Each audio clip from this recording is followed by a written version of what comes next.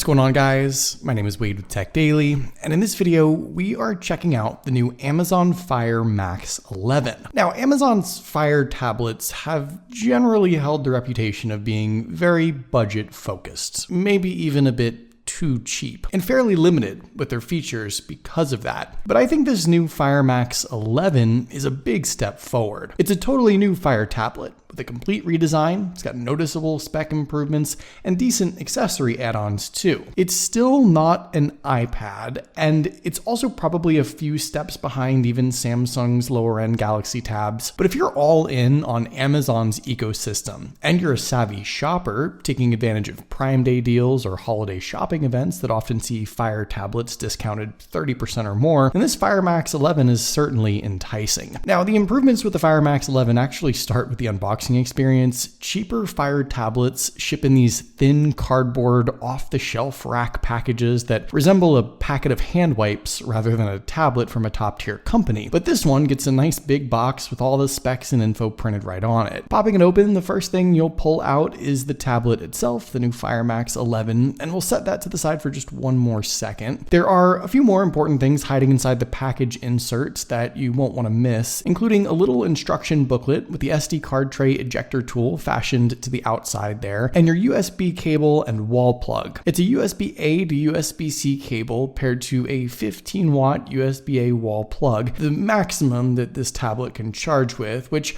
honestly isn't great, but hey, at least both of these are included. So with all that stuff out of the way, here is Amazon's new Fire Max 11 once again, and right away, you know this is Amazon's tablet. During setup, there's an Amazon services-focused video to show you all the Amazon apps and products it pairs with, and don't worry, everything Amazon comes pre-installed, so you don't even have to think about it. And I'll talk more about the FireOS experience in a moment. Now, if you didn't already know, the 11 in Fire Max 11 refers to the screen size. This is an 11-inch tablet corner to corner, which I personally find to be that sweet spot. Feels a lot larger than your average smartphone, great for watching videos or getting some work done on a larger display, but it's not so big that it's difficult or heavy to hold or inconvenient to take with you when you travel. The screen to body ratio here technically isn't great, but on a tablet that's not as important since you want some border to hold on to so you're not accidentally touching the display. And the even black bezels all around on this tablet are a little thick, but actually not out of the ordinary for something like this. Around back, the rear cover of the Max 11 is actually all aluminum. It's a semi-premium build for a tablet at this price point, and I actually think it does look really good. It may also be a little more durable than plastic too, and it's just one more way that this Max 11 tries to distance itself from that cheap distinction of the other Fire tablets. By the way, that rear camera does stick out a little bit, but it's not really enough to make the tablet wobbly or uneven on a flat surface. Taking a look around, Amazon's biggest mistake, I think, with the physical hardware on the Max 11 is just where they decided to place the buttons and ports and speakers and things.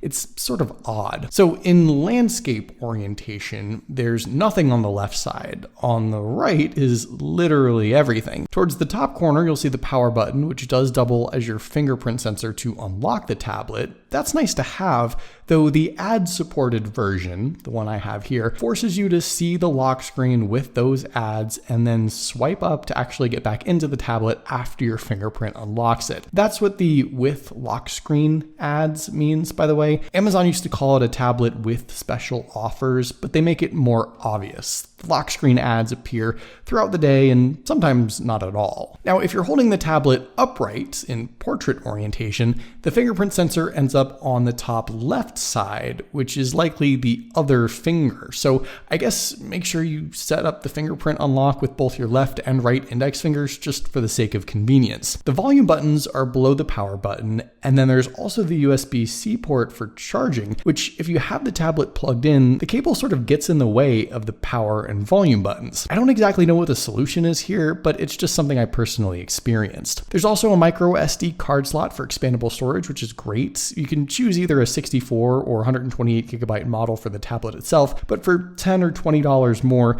just pop in an SD card and you'll basically double or triple that storage capacity. On what would be the top of the tablet in landscape orientation are a set of speakers, and on the one hand, at least your hand won't accidentally cover these, but but they're very much one direction. So the out loud sound just shoots out the top, and it isn't all that great. And if you're holding the tablet in portrait, you basically just get sound out of one side of the tablet.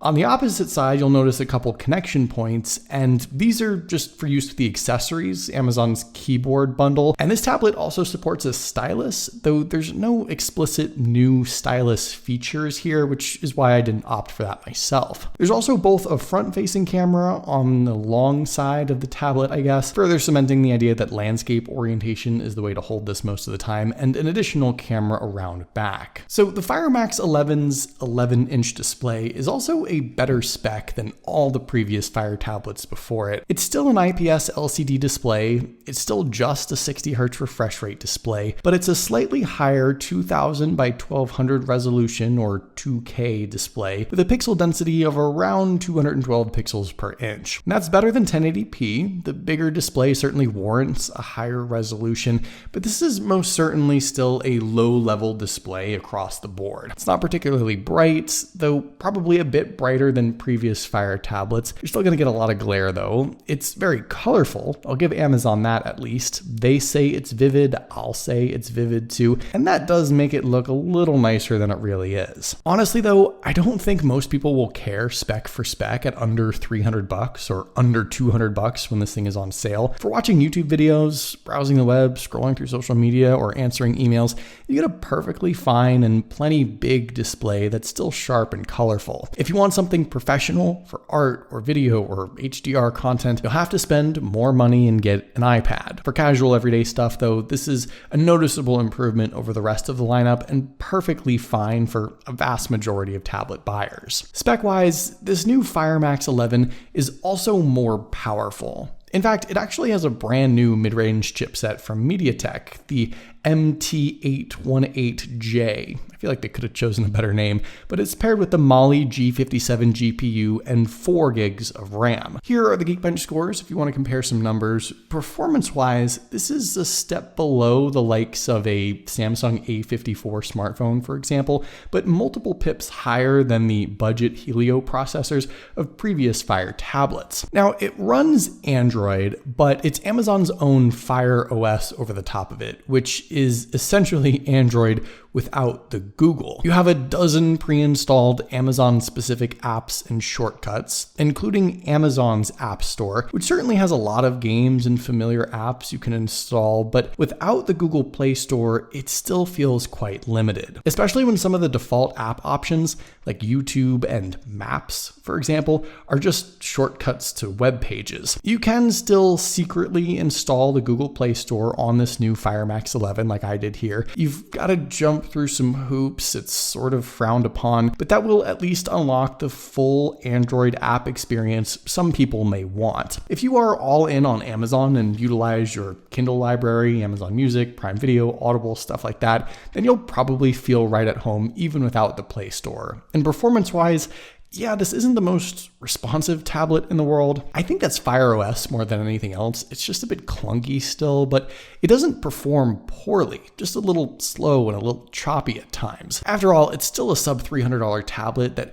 really isn't optimized software-wise like a Samsung or a Pixel tablet might be. But if you just want a bigger screen for all your casual everyday apps and maybe some light work and productivity, this Fire Max 11 is going to be much more reliable and powerful than any of Amazon's previous offerings by a pretty wide margin. Powering this tablet is a 7500 milliamp battery, which actually isn't as big as I thought it might be. Some smartphones have 5000 milliamp batteries, for example. The 10.2-inch iPad has an 8600 milliamp battery, but Amazon says you can expect up to 14 hours of use on a single charge. That's pretty good. You could probably go 2 days without needing to plug it in. I think part of that stems from the fact that this thing is running that bare bones FireOS and not really pushing through some of the Google Play Store titles that might require more power, more RAM, more everything. Your use is definitely going to vary here, but this tablet seems to offer the best battery life in the lineup now. And when you do get low, it's going to take about 4.5 hours to charge back up to 100%. So certainly not much with fast charging, and no wireless charging or special charging docks or anything like that here. Finally, the Fire Max 11 does have a couple of cameras you could theoretically use if you really needed to. The selfie camera is an 8 megapixel lens on the long side there. You'll